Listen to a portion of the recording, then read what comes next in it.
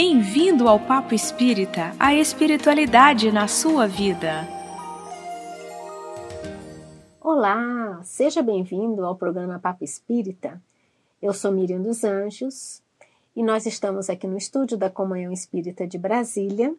Temos aqui ao lado a Thelma, que é nossa amiga e colaboradora, Thelma Alves. Tudo bem, Thelma? Tudo bem, tudo bem. E ao outro lado, lado do coração, lado esquerdo, a nossa querida amiga, jornalista e trabalhadora espírita, Daniela Miliari. Tudo bem, Dani? Tudo jóia, muito feliz de estar aqui com vocês. Seja bem-vinda, querida. Nós é que agradecemos. Hoje o papo com a Daniele é um papo interessante.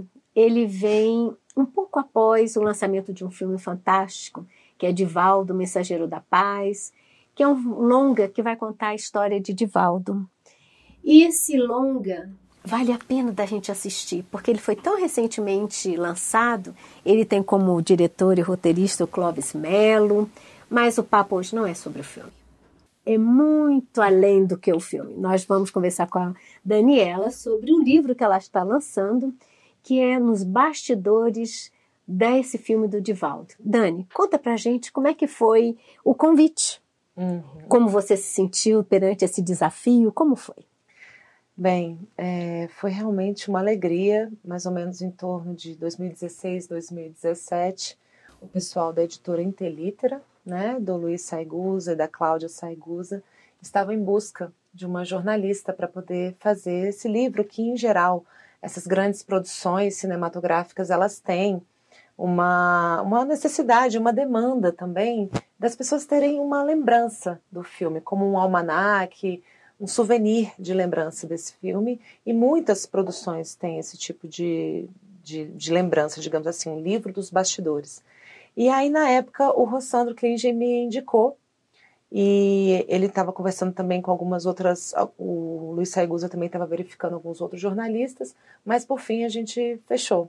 Isso daí deu tudo certo, a gente tomou um café aqui em Brasília e começamos um processo aí de pesquisa, né, de pesquisar todas as biografias sobre o Divaldo Franco. Eu passei um tempo assim mergulhando nas 3 biografias disponíveis e que foram referência para o filme, até que houve também o momento seguinte de acompanhar as filmagens, que foi onde tudo aconteceu. Que lindo. E eu achei interessante que o livro tem fotografias também, além do... Mostra um pouco. Tem, vamos mostrar. A capa é o mesmo do cartaz, né? Certo. Isso. E tem só a diferença que tem os bastidores do filme. Uhum. As fotos foram feitas pela fotógrafa de cinema, Estela Carvalho, que se tornou uma querida amiga, né? E aí tem diversas imagens, né? Do Clóvis filmando também, com o Divaldo criança aqui. Tem a foto aqui da Joana de Ângeles, interpretada pela Regiane Alves, né? Do Máscara de Ferro, interpretado pelo Marcos Veras. E aí a gente teve essa oportunidade, durante as filmagens, de ir fazendo as fotos e entrevistando naquele momento mesmo, no calor do filme, porque as pessoas estavam todas muito contagiadas, né? Enfim, por todo o clima, por toda a comoção que envolveu o filme, desde a produção até a edição. Então foi muito bom poder estar lá e pegar as pessoas assim no intervalo das filmagens, e são diárias muito puxadas, né, no cinema, são diárias de 12 horas. Então, se o filme precisa de uma imagem durante o dia, aí você filma só nos horários que tem luz. Então começa de 5 da manhã às 5 da tarde. A diária noturna é de 5 da tarde às 5 da manhã. Então, quando a gente foi fazer as filmagens no Pelourinho, por exemplo, que são filmagens noturnas, terminava ali alta madrugada, né? Para poder ter o silêncio na rua, para poder fazer, né, a preparação das locações. Então eu aproveitava aquele momento que o pessoal estava sendo maquiado, o momento que eles estavam descansando, e aí eu fazia as entrevistas no calor do... porque eles estavam envolvidos no clima do filme, né, do personagem que eles estavam, né, cada personagem que eles estavam desenvolvendo, né, ele estava no clima e você conseguiu puxar essa história, esse momento, essa emoção, né? Exatamente. E Dani, algum momento inusitado, então, que lhe marcou bastante? Sem que a gente tire as surpresas que há no livro também? Foi tudo muito interessante, porque no primeiro momento que eu cheguei para filmar, eu já cheguei dentro de um seminário que é católico, que hoje em dia não está mais funcionando como internato, né, de padres, mas assim, ele ainda funciona. Então, você sentia, né, aquela vibração do lugar, todo o envolvimento e assim, a paz que reinava, né, no set de filmagem, porque a gente sabe que esses ambientes de cinema às vezes tem muita briga, tem muita, enfim, muita correria. E desde o primeiro momento que o Clóvis Mello reuniu as equipes, ele falou, olha, esse é um assunto muito delicado, esse é um tema espiritual, independente dos credos de todo mundo aqui, quem não tiver credo, coloque aqui as suas melhores intenções, vamos fazer uma prece, uma oração. Então todos se reuniram em torno disso e a gente percebeu, pelo relato das pessoas que são profissionais que já atuam em várias produções brasileiras, né, dizendo que era um ambiente muito diferenciado. Muitos também espíritas, mas muitos de todas as religiões possíveis. E eles nem mesmo se davam o trabalho de perguntar uns aos outros. Eles estavam fazendo um filme sobre o amor, né? E assim, o momento que mais me marcou foi quando eu estava no seminário e que eu vi a Joana de Ângeles entrando, toda paramentada. E eu já tinha meio que me preparado para isso psicologicamente, mas... Ela, na entrevista, ela comentou comigo, a Regiane, que ela falou assim, a primeira vez foi assim, tão lindo ver o rosto das pessoas vendo a Joana entrando, né? Porque eu estava no personagem, então eu entrei no personagem. E aí isso já tinha acontecido algumas vezes, eu não sei se foi essa primeira aparição, acho que não, mas para mim foi. Então, quando eu a vi, eu perdi a voz, eu fiquei... Ficou impactada. Eu tinha que falar. Realmente foi muito, muito emocionante para mim. E para os nossos telespectadores que não conhecem Divaldo Pereira Franco, né? Ele é um médium brilhante no sentido do quanto é contagiante, né? Participar das palestras, o quanto é instrutivo. Os livros, o Divaldo, junto com Joana de Ângeles, que é a sua mentora, escreveu cerca de 270 livros, não é? É um ser humano que criou a Mansão do Caminho, que atende por dia mais de 3.000 pessoas e adotou mais de 600 crianças. Então, nós estamos falando de uma pessoa muito diferenciada em termos de amor, em termos de caridade, né, Thelma? Nossa. Então, é sobre esse filme, mais do que isso, sobre os bastidores desse filme, que nós estamos conversando com a Dani. Dani, fora esse momento de ver Joana de Ângeles, não é? Que deve ter sido assim, um clima bastante de envolvimento, né? de amor, né? De admiração, porque nós que acompanhamos as obras de Divaldo sabemos o quanto, embora ela seja enérgica, o quanto ela é amorosa, né? E ao tempo também que tem na história de Divaldo, também ele sofreu, né, a intervenção de um espírito bastante cobrador, não é? Que ele deu o nome de Máscara de Ferro. Você se lembra disso? Lembro a biografia dele? Nós até relatamos uma vez, né? Você estava presente sim, falando sim. um pouco, parece que eu nem sabia que estava, assim, o projeto do filme já estava em pleno andamento, né? E eu vim e coloquei aqui esse livro que marcou muito a questão da Máscara de Ferro. Você concluiu, achei bem interessante esse trabalho. Eu queria que você colocasse um pouquinho sobre isso para a gente. Só para complementar anteriormente os números que você deu, né? A Mansão do Caminho atende mais de 3.000 crianças por dia, mas se juntar os adultos com a maternidade, com todas as assistências médicas, eles também fazem exames laboratoriais, a área toda de saúde, então chega a 5.000 pessoas por dia. Né? Por dia. E o Divaldo, ele acolheu e cuidou de 682 filhos. Nossa, veja. 682, né? Olha. Ele proferiu mais de 22.000 conferências em mais de 2.000 cidades no Brasil e no mundo todo. Ele participou de 8 conferências da ONU. E, enfim, muitas homenagens, também embaixador da paz. e mais de 250 livros publicados por meio de 211 autores espirituais. E mais de 10 milhões de exemplares vendidos, tudo, né, revertido para instituições filantrópicas, né? Então, assim, é uma história muito incrível e o objetivo do Clóvis desde o início, porque o Divaldo Franco ele resistiu muito a aceitar esse convite, né? Antes de eu chegar no Máscara de Ferro, eu só queria contar um pouquinho disso. É importante. Justamente por conta de serem episódios delicados da vida dele, porque essa história com o Máscara de Ferro, e eu estava lá no momento que eu não vou dar spoiler, mas era um momento culminante do filme, que era um momento de um embate muito forte entre os dois, e eu fiquei, assim, muito impactada, né? Então, o Divaldo, além dele ser tímido, ele é uma pessoa, por incrível que pareça, ele faz muitas conferências e tudo, mas ele tem sempre esse cuidado de não se expor por conta dessa questão toda, né? Da vaidade, da crítica das pessoas, de tudo que é comum à humanidade. Então, ele resistiu demais, porque quem trouxe essa ideia inicialmente, né, foi o Luiz Eduardo Girão e o Sidney Girão, que são ambos da Estação Luz Filmes, que já fez os filmes de Bezerra de Menezes, As Mães de Chico e muitas outras produções espiritualistas, espíritas também. E o Divaldo sempre resistindo, né? E a própria Joana, ele me contou aqui na entrevista, isso está relatado também, que a própria Joana auxiliou ele, aí se desapegando, aí se colocando num serviço desinteressado, inclusive da vida dele, né?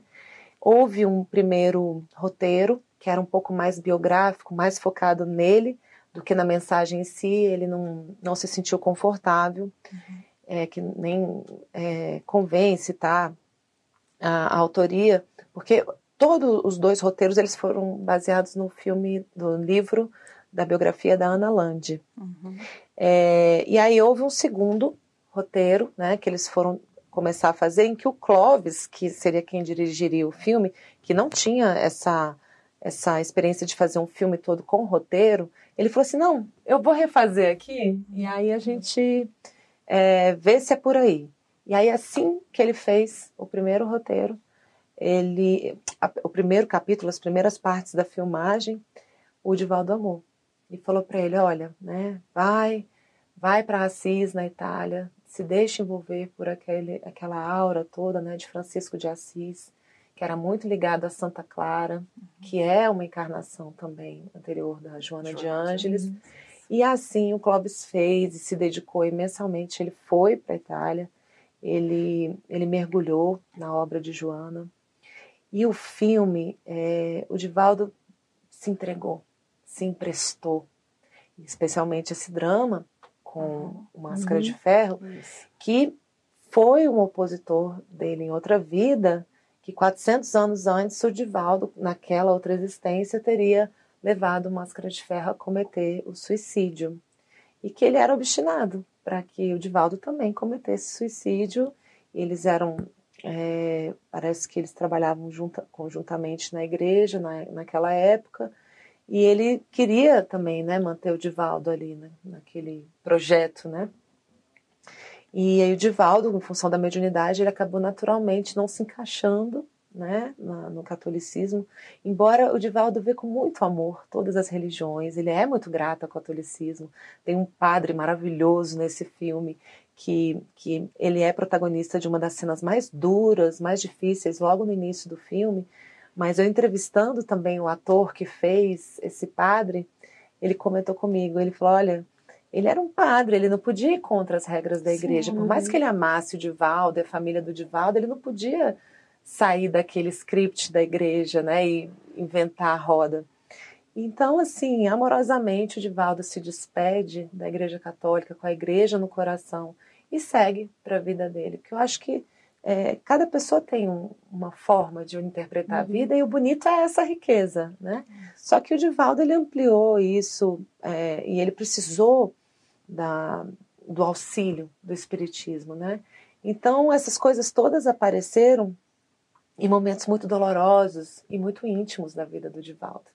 Ele realmente teve que se desprender, porque essa briga com com máscara de ferro não foi brincadeira. E esse é o fio condutor do filme todo.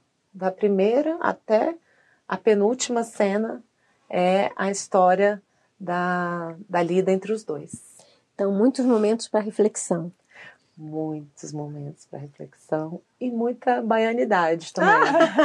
Porque como não deixar o Divaldo, ter, né? ele tem um senso de humor maravilhoso. Ele, pessoalmente, eu tive a alegria de passar 3 dias na mansão do Caminho e eu fiz 3 entrevistas com ele por conta do livro e da produção.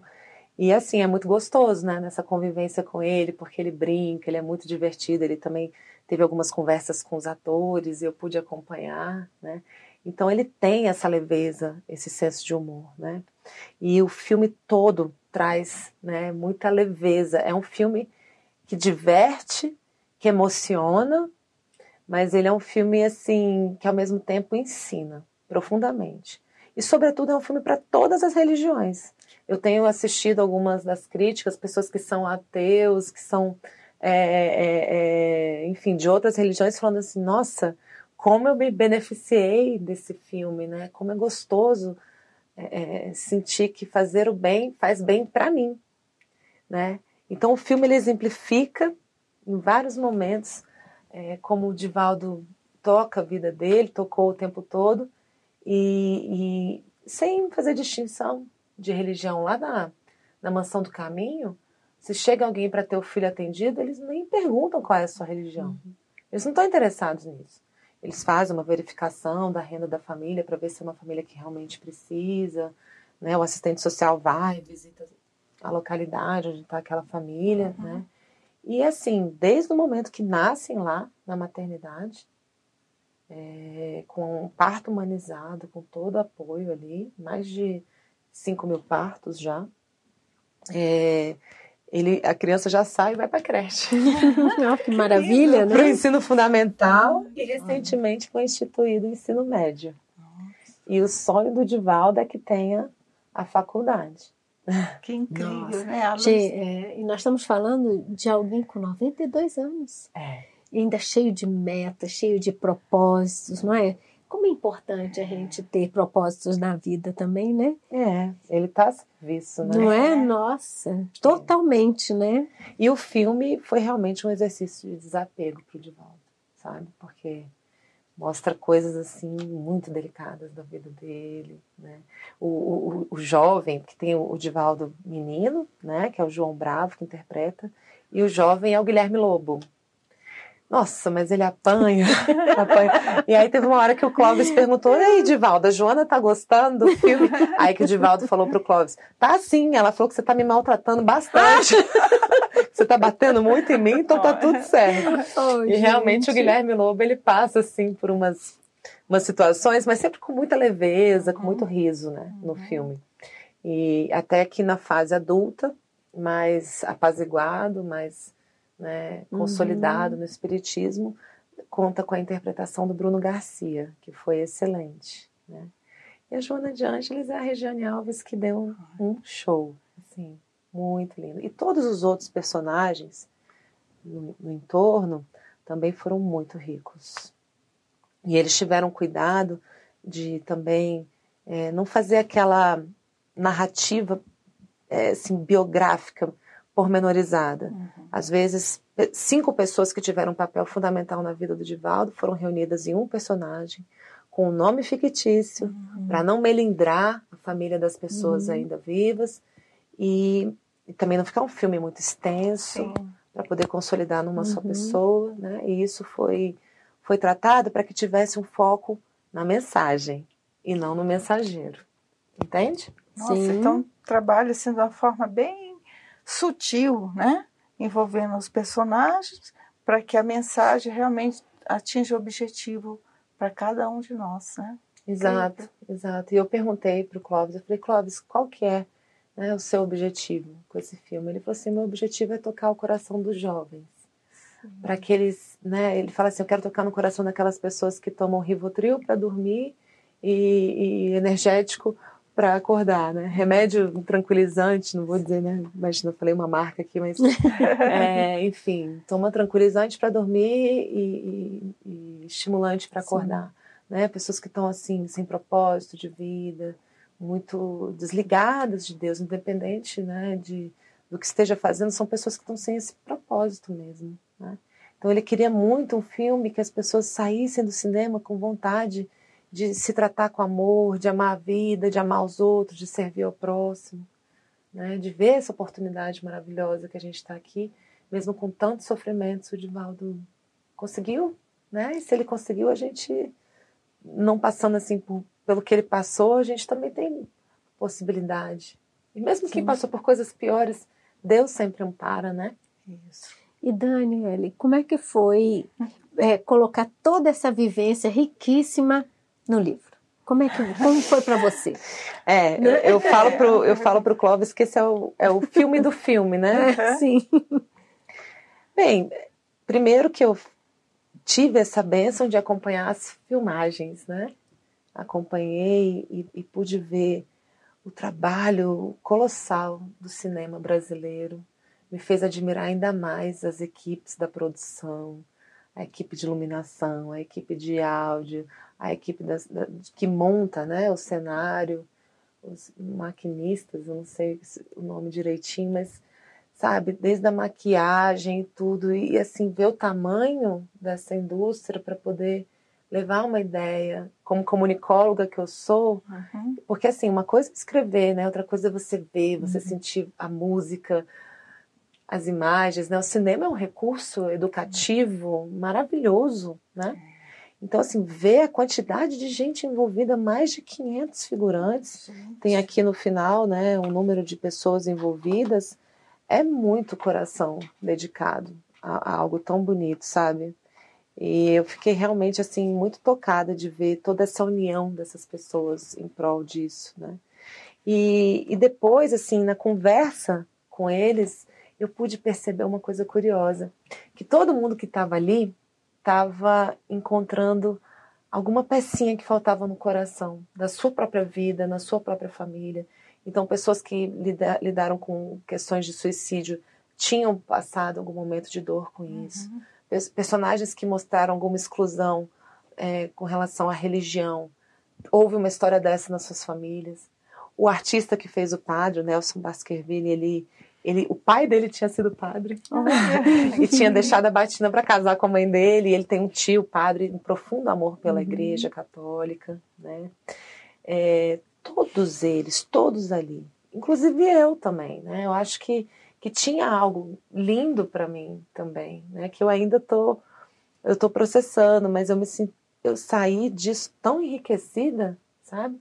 E de principalmente ver que ali ninguém estava pensando nos rótulos, todos ali estavam focados no que o Clóvis dizia, em fazer com o máximo possível de harmonia para fazer essa ideia de amor chegar. Então eu entrevistei artista que era do candomblé, do evangélico, católico, ateu. Eles, sabe, isso assim, não era importante. Não, né? E todos totalmente tomados pela aura de amor da história, sabe? Então, eu me deparar com isso, assim, eu confesso que eu fiquei muito objetiva para conseguir cumprir o que eu precisava fazer, mas tinha horas que eu saía para chorar, né? E eu chorei em quase todas as entrevistas, porque eu chorar é quase que uma redundância, né? Eu choro muito, mas minha mãe chama de choro de prece líquida. Então, então eu fiquei orando em estado de oração constante.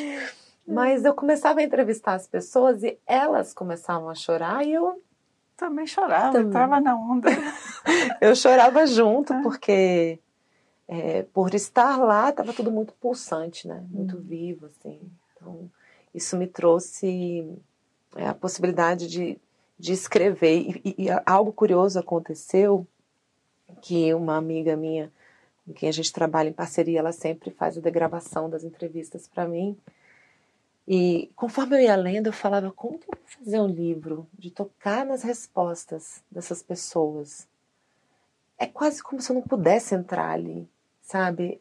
Era muito vivo o que tinha acontecido. Então, eu consegui extrair algumas coisas da entrevista para transformar num quadro de curiosidade, numa sequência sobre as locações, mas eu percebi que era um livro de entrevistas. Então, o livro todo é as perguntas e as respostas, enxugando o texto, enxugando uma outra parte que não era conveniente, porque às vezes a pessoa entrou numa parte muito pessoal dela e ia ficar exposta.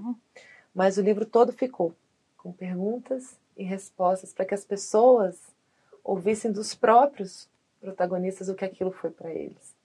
Então é como se fossem vários livros e várias histórias, um só. E todas as pessoas entrevistadas estavam se curando de algo. E eu foquei nisso, em perguntar para eles o que isso está trazendo para a sua história familiar, para a sua história evolutiva, né? E todos realmente tinham sempre algo muito bonito para contar. Se você pudesse, como você pode, nesse momento, conversar com quem nos ouve, uma mensagem, uma dica, um incentivo, melhor dizendo, para que possam assistir ao filme, que possam ter acesso aos bastidores através do seu livro, que mensagem você poderia passar incentivando? Olha, eu penso o seguinte, além, né, de todo o incentivo ao cinema nacional, eu penso que nós temos obras maravilhosas da cinematografia que é dedicada a temas espiritualistas e espíritas. Agora, o Divaldo, ele traz assim, elementos de muita naturalidade, de muita beleza, de muita simplicidade, né? E de uma força moral que ele foi desenvolvendo, porque o Divaldo não é santo, ele nem sempre foi essa pessoa tranquila e centrada que ele é agora. O filme mostra essa transição, né? Lógico que é um espírito que veio com todo um amparo, já tinha certamente um grande preparo, mas ele precisou se domar, como todos nós, né? Sim. E eu falo um domar amoroso, né? Que se vê com calma, que se vê com amor e que vai se burilando a cada dia, né? Então é um filme que a gente começa a entender que se a gente quiser, e com tão pouco, ele tinha um salário tão pequeno e ele sempre saía para fazer, e às vezes a gente acha assim, eu não posso fazer, eu não vou conseguir fazer nada, mas faz, né? Você vê com ele que ele faz. Então, na simplicidade, a gente sempre tem algo a contribuir, né? Então é um filme que nos estimula a ter esse amor à vida, a entender que tudo é um processo, mas que a gente pode sim fazer a diferença, que é uma oportunidade única estar aqui nesse planeta, né, aprendendo, que tem muita gente boa no mundo. Ele não se deixou tragar pelo amargor de estar ali em contato com a pobreza, né, com as pessoas passando por dores. Então ele sempre tinha esse olhar de dignidade para o outro. Ele via aquela quantidade de bebês sendo deixados nas portas da mansão, e ele falava, eu vou adotar, eu vou cuidar. Mas não era aquele olhar de tadinho, não. Eu vou dar condições para que este ser que está atravessando essa experiência possa passar por isso com dignidade, se firmar nas próprias pernas e ir para o mundo com esse amparo. Entende? Não era algo assim que alimentasse algum subterfúgio de ego. Ele foi fazendo porque foi acontecendo. E muita gente se cercando, porque a quantidade de voluntário que tem na Mansão do Caminho, a quantidade de amigos, o Divaldo não fez aquilo sozinho. Primeiro que tem o tio Nilson, né? Sim. Que faleceu recentemente, mas assim, ele foi o braço direito dele. Esse encontro aparece no filme também, né? Teve todo o amparo da espiritualidade, mas muita gente na mansão, né? Apoiando. Ou seja, quando a gente está disposto a fazer o bem, sempre agregará pessoas também com os mesmos propósitos, né? E assim, parece que o serviço vai surgindo conforme você vai ficando preparado. Quanto mais você faz, quanto mais você se disponibiliza, parece que vem aí uma fase seguinte. Né? Mudei de... Como é que chama aquela fase do videogame? Mudei de fase. Parecia que a complexidade que foi se apresentando para o Divaldo foi acontecendo aos poucos, né? Então ele primeiro teve que lidar com isso na infância, teve todas as questões familiares, depois foi o entendimento da transição entre religiões para que ele pudesse se sentir confortável com a mediunidade dele, mais acolhido. Depois ele aprendendo a estudar, porque às vezes ele não conseguia estudar, resistia. Aí foi fazer uma palestra, travou porque ele não sabia nada mesmo, mas o Espírito falou, ó, em respeito à plateia presente, eu vou te auxiliar, não é porque você merece, não. Então ele levou muito, assim, até que ele foi entendendo que para que ele pudesse ser um instrumento mais útil, quanto mais ele se instruísse, melhor ele ia servir. E depois, mais para frente, a assistência mediúnica às pessoas. Aí mais adiante, a Mansão do Caminho. Que lindo, né? Todo um processo de crescimento. Que vida, né? Assim, que pouco exemplo. a pouco. E daqui a pouco está com uma obra assim que incrível, né? Se tornar o mensageiro da paz. Que eu também, o primeiro projeto de encontro de pessoas fazendo preces, né? Orações pela paz, né? Foi dele. Reuniu num lugar pequeno e tudo, né? A gente vê pelos livros, pelas obras dele. Começou pequenininho, depois tá algo grande, né? Isso que é importante. E eu achei gostoso também conversar com ele, porque depois ele entendeu, né? O que esse filme também trouxe para ele, né? Ele está muito feliz nesses dias que o filme foi lançado recentemente. Então, ele tem observado, né, as pessoas se sentindo motivadas a viver, motivadas a seguir adiante, né? Então, ele ficou muito contente. E o Clóvis, assim, também é uma pessoa fora de série, né? Acabamos tendo a graça de ficar amigos, né? Eu cheguei lá tímida, assim, fui entrevistá-lo, peguei ele no meio de uma correria, ele me respondeu, né, de um jeito muito objetivo, e eu fiquei pensando, meu Deus, né?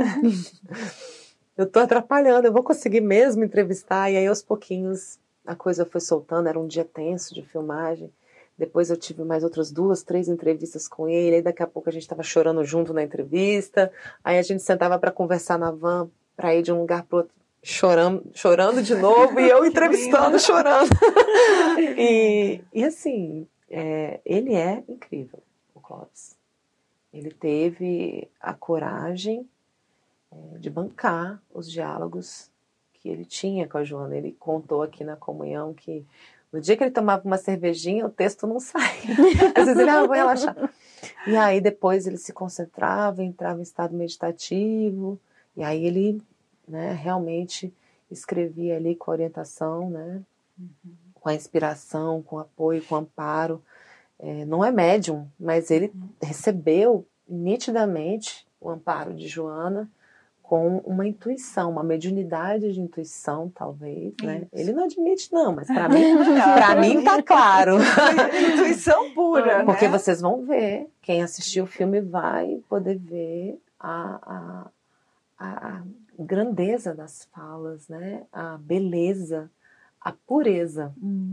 Ele estava realmente muito puro nessa escrita, né? E assim, não ver a pessoa se enraivecer ou se impacientar nas filmagens, entendeu? Sempre tratando todo mundo com muito respeito. Quando o pessoal vinha fazer uma sugestão para ele, ele ouvia com atenção, e ele muitas vezes acatava, outras vezes ele firmava porque ele sabia que ele tinha que ir por ali. Então ele sofreu muita pressão, né, para alterar alguns diálogos, mas ele manteve, e ele consultava o Divaldo. E o Divaldo apoiou muito ele, né, naquelas falas mais delicadas. E o Divaldo falava, vai, pode ir, porque a Joana tá gostando. A Joana tá gostando, a Joana tá gostando. A aprovação da Joana. Então, ele realmente teve que ter, assim, uma firmeza incrível, né? Teve o apoio da Andréia, que é a esposa dele, maravilhosa também. Ela também participou das filmagens, foi uma das freirinhas que aparece numa cena engraçada do filme, né? O Divaldo jovem, ele vê as freirinhas passando e o padre, quem? Aonde? Né? Então, assim, o filme eu sei que é suspeito eu falar, mas para mim foi a obra mais incrível espiritualista que que já foi feita no Brasil, sem desmerecer nenhuma das outras, que eu amei, todas, né? Mas, assim, eu achei Divaldo um filme muito diferenciado. E o filme já está em cartaz. E onde que a gente encontra o seu livro para poder ler? O filme está em cartaz no Brasil todo, né? Ele tem 6 exibidores, né? Apresentando o filme aqui em Brasília. Tem o Cinemark, né? Aqui no Plex e muitos outros. E ele veio para ficar 2 semanas no ar e conforme tivesse o aproveitamento, né, da bilheteria, poderia ficar mais um tempo. Isso ainda está em curso, a gente não sabe o que vai ser. O filme é uma relíquia, né, uma memória, uma lembrança, um almanaque de lembrança do filme. Ele está disponível no site da Amazon. O livro? Desculpa. O livro. Eu só falo do filme, né? Então vamos falar do livro. O livro, ele está disponível pelo site da Amazon. Sim. É uma obra da Intelitera, né? E além da Amazon, também está no site do Hiperlivros e nas livrarias Leitura e Saraiva. E aqui na Comunhão também. E aqui na Comunhão Espírita de Brasília também. E no dia... proximamente a gente vai ter também um momento aqui, né, de uma palestra de lançamento. Ótimo. Mas se você puder, já tem a data marcada para essa palestra? Quem sabe, né, algum dos nossos ouvintes de Brasília, né, queiram ir pessoalmente? Aqui. 21 de setembro. Olha, às 17 horas, a gente vai ter uma palestra aqui na Comunhão, de meia hora, eu falando, meia hora para perguntas e depois uma sessão de autógrafos. Olha isso, o livro está aqui à venda. Tá aqui. Compra aqui na casa, ajuda aqui a casa, né? E pega o autógrafo com a Dani. Exatamente. E todo o valor do livro também vai ser passado para a Mansão do Caminho. Que lindo. E a casa, todo mundo ajuda, a Mansão do Caminho, todo mundo está... Um trabalho lindo, né? Lindo, maravilhoso desse, é uma oportunidade. E assim, os idealizadores do filme, né, que foram inicialmente o Luiz Eduardo Girão e o Sidney Girão, pela Estação Luz Filme, eles encontraram depois o Raul Doria e o Clóvis Mello na Cine. Eles também contaram com todo o apoio da Fox Disney, né? E que também, imagina, né, um estúdio desse também apoiar essa causa também em favor da Mansão do Caminho, né? E realmente é impressionante a quantidade de amor e de boa vontade que esse filme e esse livro reúnem. Bom, gente, o nosso papo está chegando ao fim. Maravilhoso, né? A conversa aguçou a curiosidade de quem não foi ao filme e de quem foi ao filme saber detalhes dos bastidores, não é, Thelma? Então, queridos amigos, nós agradecemos a participação da Thelma Alves e principalmente, né, a amorosidade, a disponibilidade da Daniela Miliari, está aqui conversando conosco. E o Papo Espírita vai ao ar todas as terças-feiras na Rádio Comunhão, às quintas-feiras no canal da Comunhão pelo YouTube. Nós também estamos no Spotify, né? Ou seja, nós estamos em podcast. Chiques, hein, nós meninas? estamos ficando, dando oportunidade para que cada um possa ouvir aonde estiver, não é? Multiplataforma. Exatamente. E você pode vir mais vezes, né? Com certeza. Dani já veio ao papo outras vezes e com certeza, né, será a nossa eterna convidada especial. E quem quiser passar o e-mail, então nós também temos um e-mail. Rádio Comunhão. Deixa eu ler aqui, gente. radio@comunhãoespírita.com. Dani, nesse nosso encerramento, você poderia fazer a nossa prece, Di? Posso sim. Obrigada. Então, nós agradecemos a Deus pela oportunidade dessa conversa, pela oportunidade desse filme, pela oportunidade desse livro, poder serem os burrinhos que entram na cidade de Jerusalém com Jesus, sendo os portadores da mensagem.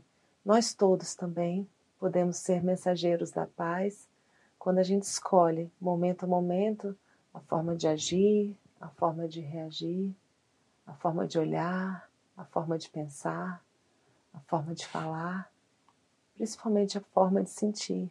Esse é um filme que nos auxilia a sentir de uma forma diferente, que possamos, né, propagar isso e nos sentirmos mais e mais disponíveis para esse amor na nossa vida. Assim seja. Graças a Deus.